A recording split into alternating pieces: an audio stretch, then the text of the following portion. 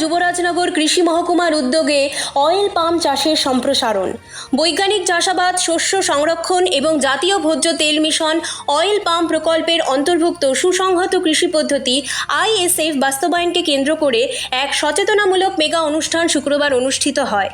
যুবরাজনগর কৃষি মহকুমা কার্যালয়ের মিলনায়তনে আয়োজিত এই অনুষ্ঠানে অয়েল পাম চাষিদের মধ্যে শূকর ছানা, শূকর খাদ্যসহ বিভিন্ন কৃষি উপকরণ বিতরণ করা হয়। অনুষ্ঠানের উদ্বোধন করেন বিশিষ্ট সমাজসেবী ও প্রাক্তন বিধায়িকা মলিনা দেবনাথ।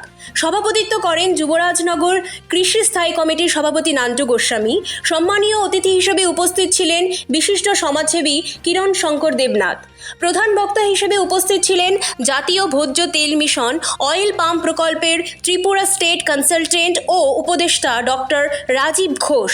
তিনি অয়েল পাম চাষিদের বৈজ্ঞানিক পদ্ধতি, উৎপাদন বৃদ্ধি এবং অর্থনৈতিক সম্ভাবনা নিয়ে বিস্তারিত আলোচনা করেন।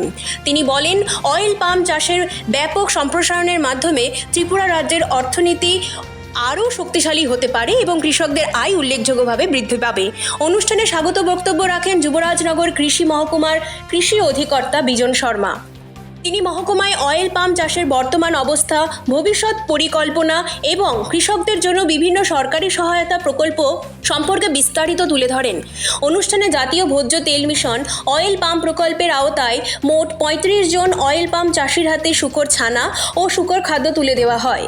এছাড়া 10 জন চাষিকে মধু চাষের জন্য মৌমাছির বাক্স ও 6 জন চাষিকে পোর্টেবল ভার্মিবেড প্রদান করা হয়, যাতে সমন্বিত কৃষি ব্যবস্থার মাধ্যমে তাদের আয় বৃদ্ধি করা সম্ভব হয়।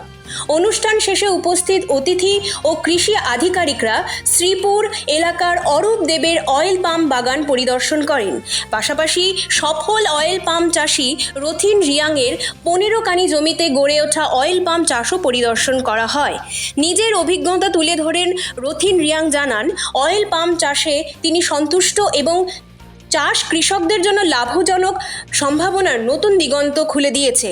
এই মেগা অনুষ্ঠানের মাধ্যমে অয়েল পাম চাষের সম্প্রসারণের পাশাপাশি সুসংহত কৃষি পদ্ধতি গ্রহণে কৃষকদের আরও উৎসাহিত করা সম্ভব হবে বলে আয়োজকদের আশা।